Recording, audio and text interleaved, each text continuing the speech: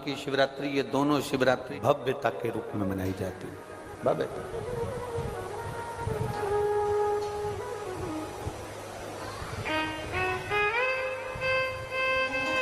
दुनिया के लोग कहते हैं कि शिवरात्रि के दिन भगवान शंकर की पार्वती जी के साथ शादी हुई, ये दुनिया के लोग कहते हैं। पर यदि जिसने शिव पुराण की कथा अगर अच्छे से सुनी हो और पढ़ी हो, तो शिव जी की शादी की जो तारीख है वो ये नहीं है।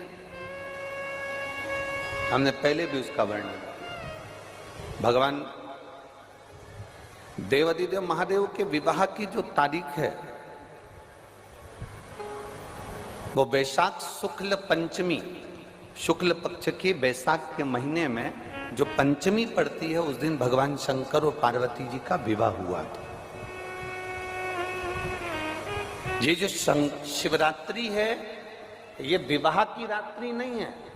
ये शिवरात्रि ब्रह्मा और भगवान विष्णु ने भगवान शंकर को पहचानने के लिए पृथ्वी पर भगवान शंकर के प्रथम शिवलिंग को प्रकट करा था। तो ये शंकर जी के जन्म की शिवरात्रि है, प्रागट्य की शिवरात्रि।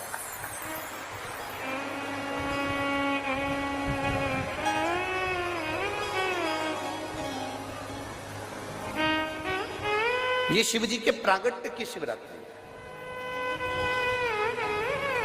ये शिवरात्रि जो आएगी, माघ की शिवरात्रि, जो मूल शिवरात्रि होती है, जिस दिन शिवरात्रि के दिन भगवान ब्रह्मदेव और भगवान नारायण ने भगवान शंकर को एक पर्वत को घुमाकर उनके लिंग की आकृति, उनका स्वरूप प्रकट किया।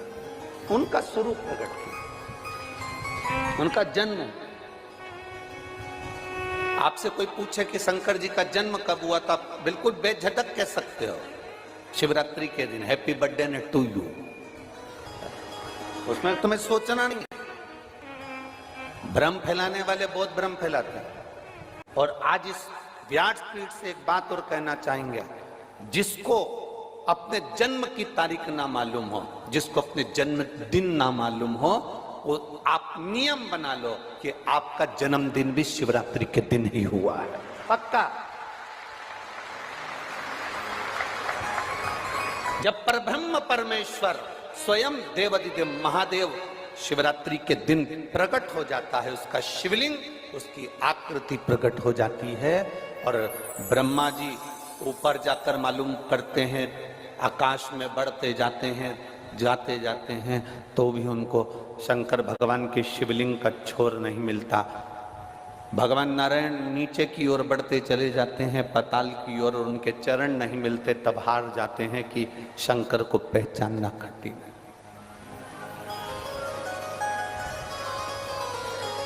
शिव को पहचानना, शिव को जानना कठिन है, बहुत कठिन। जैसे शंकर को पहचानना कठिन है, जैसे शिव को पहचानना कठिन है, उसी तरह कोई संत को, कोई गुरु को, कोई सतगुरु को पहचानना कठिन। शिवरात्रि के दिन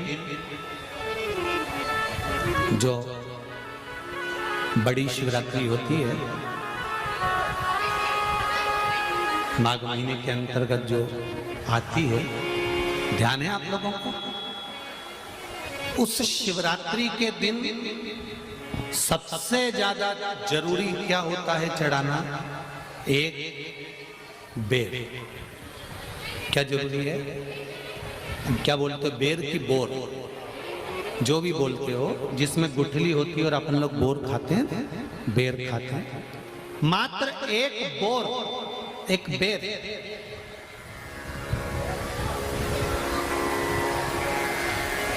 महाशिवरात्रि के दिन समर्पित किया जाता है। क्यों करते हैं? कि घर में जितने सदस्य रह रहे हैं, उतने सदस्य को जिंदगी में कभी कोई ऐसी बीमारी ना हो और हमारे घर में रहने वाले सदस्य की अकाल मौत ना हो। उसके लिए मात्र एक बेलपत्र की जगह एक बेर भी समर्पित कर देते हैं तो अकाल मृत्यु टल जाती है, अकाल मौत टल जाती है।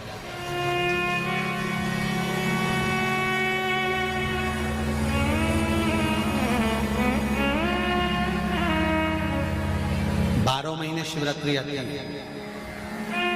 जिसको 12 मासिक शिवरात्रि कहते हैं। हम कई लोगों से कहते हैं अगर जिंदगी में ज्यादा नियम नहीं ले सकते तो एक नियम ले लो, और उसका फल क्या होता है ये मात्र 3 महीने की शिवरात्रि कर कर देख लो। केवल 3 महीने की शिवरात्रि, ज्यादा कुछ नहीं कर सकते। हर महीने शिवरात्रि आती है। प्रत्येक शिवरात्रि के दिन 3 जगह पर दिया लगाना प्रारंभ कर दो। पहला, बेलपत्री के वृक्ष के नीचे। दूसरा, शंकर भगवान के मंदिर पर। तीसरा, आंवले के वृक्ष के नीचे। केवल ये 3 जगह पर दिया लगाना चालू कर दो। कौन से दिन? हर महीने की जो शिवरात्रि आती है, मासिक शिवरात्रि जो आती है, आप 12 महीने का नियम बनाओ कि मैं 12 महीने की शिवरात्रि का व्रत करूं ना करूं। मैं शंकर के मंदिर में 12 महीने जो शिवरात्रि आती है उस शिवरात्रि का नियम लेती हूं कि शिवरात्रि के दिन में दिया लगाने 3 जगह पर जाऊंगी। पहला, बोलते जाओ जम के, बेलपत्री के नीचे। दूसरा, शंकर भगवान के मंदिर में या शिव मंदिर की चौखट पर। तीसरा, आंवले के वृक्ष के नीचे।